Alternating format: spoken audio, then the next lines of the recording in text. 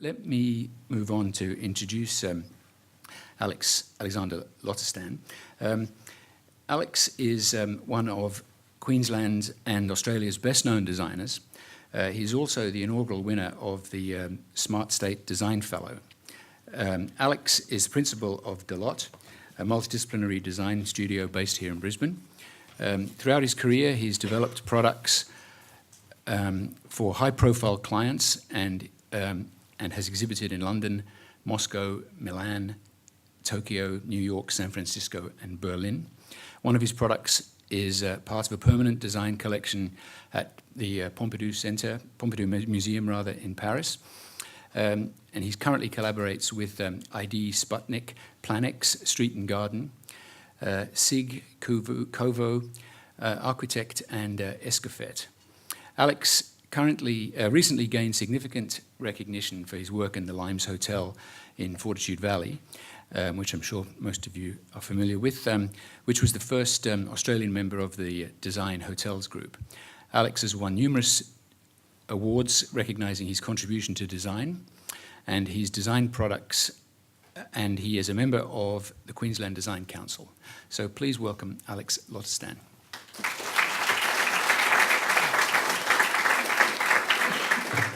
Thanks, everyone. It's amazing. Thanks for everyone for waking up so early too.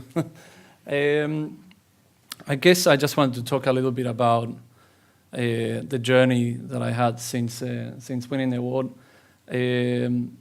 which was of a big surprise for me. I guess to take it back a little bit further back, I came to Australia about 10 years ago to study design at the Queensland College of Arts, and then I, with my sort of nomadic and traveling spirit, I sort of decided after finishing uni, graduating, that I wanted to travel a bit more.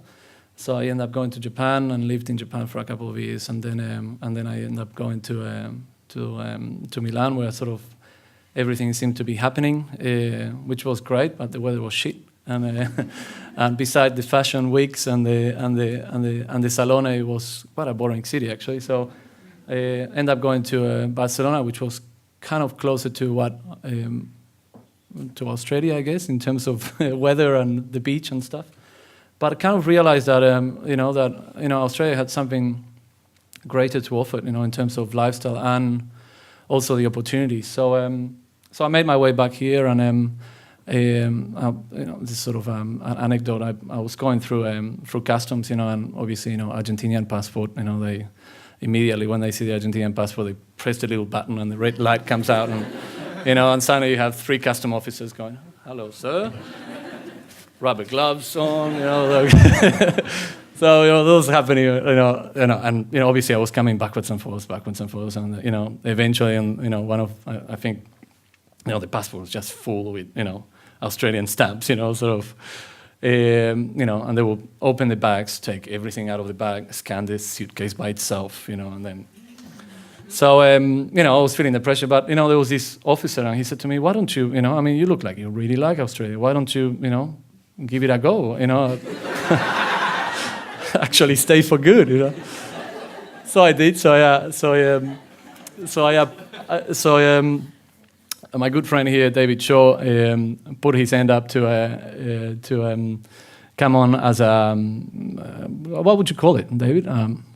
Not a sponsor, but more like a referee. That's right. Yeah. And I applied for a distinguished talent migration, which was sort of unknown in the design world. Like, who are you? Are you a sportsman? If you're a boxer from Kazakhstan, I will give you the distinguished talent migration.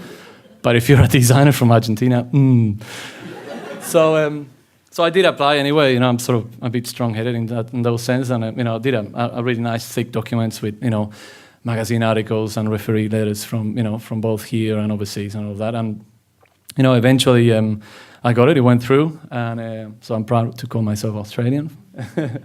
So I've been living here ever since. So obviously, I still travel a lot, and it's something that I truly love, and I think it's my main source of inspiration. And so anyway, so I jump into now what I did with the with the award.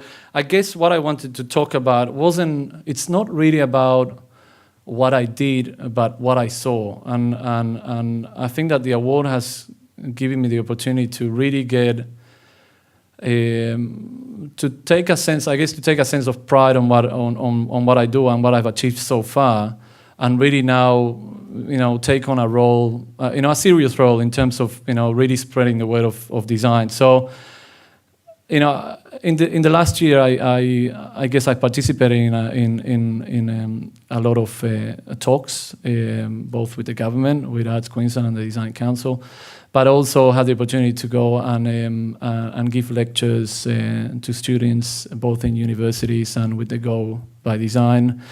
A project which was great and was an eye opener. And I guess the common thread that I went through, or that was running through all of these experiences, was that design it's everywhere. And even though in Australia, or if we want to be more specific, in Queensland, there's not an awareness of it as branded design. I think that there is, everyone, as soon as they understand that that they're actually designing, or they're going through a creative process, or they're going through a design process, they embrace it immediately, and their whole demeanor changes. And it was almost the experience of understanding how design has affects these people almost at an emotional level. It sort of gives them energy and ways of thinking in different ways, and they didn't know that the ability was there. So, for example, I give you an example of a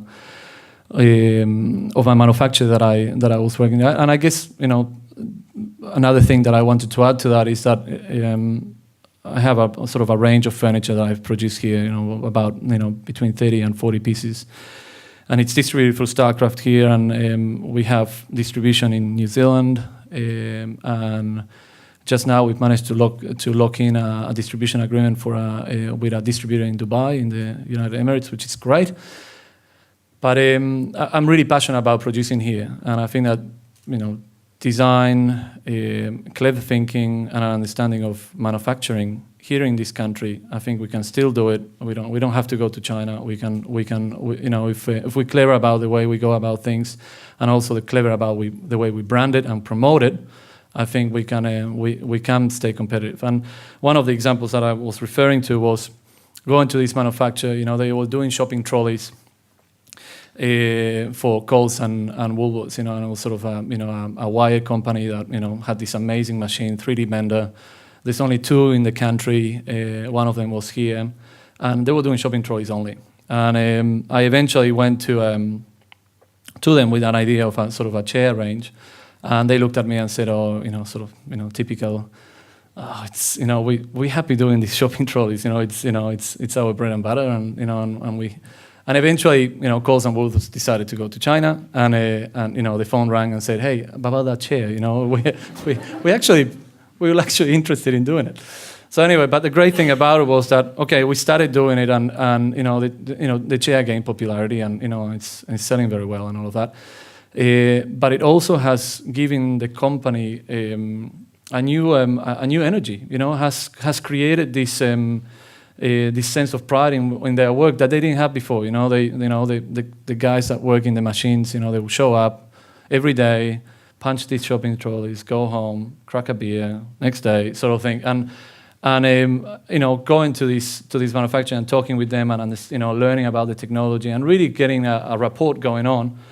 I remember showing up one day, and the guy from one of the machines, one of the main machines, he says, "Alex, come." He takes me to the storeroom. And takes out a blanket. He had a blanket on top of this thing, and takes it out like that, and shows me this chair he designed. He's not a designer. He never trained as a designer. He's just a machine operator. And it was it had some styling issues. It had big butterfly sort of wings at the back, and And he said, "Do you think it would sell?" I said, "Give it a go. It's great to see that that you're getting into it. But the great thing that that made me realize is that this guy has he suddenly enjoys his work again. And it's just amazing what we as designers and as creative can afford. It's not only sort of the financial and cultural benefit, but also all these other things. So I guess, this is what sort of I was thinking. What am I going to talk about? Like, I guess I could talk about what I've done with the money and all of that. But I think that it's for me it was, as I was saying before, it was really interesting to be able to step to another level and just not be just another designer, but really take a sense of pride and responsibility and saying, hey guys, I need to start sort of understanding what's happening at state level and also at national level, and how Australian design or Queensland design is perceived overseas, and what's happening around Australia. I was lucky enough to after the award get invited down to Canberra to the Gallery of Australian Design to do a retrospective show of my last 10 years of work, or my first 10 years of work.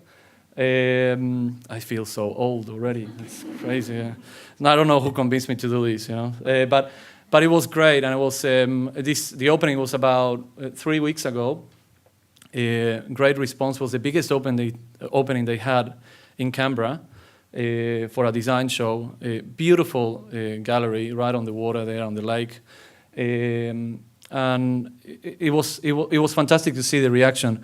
Then I learned that the Gallery of Australian Design is actually hosting 3 design events that are coming from Queensland. So.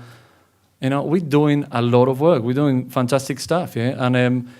And then going to Bundy, like the experience of going to Bundy and working with, how old were they?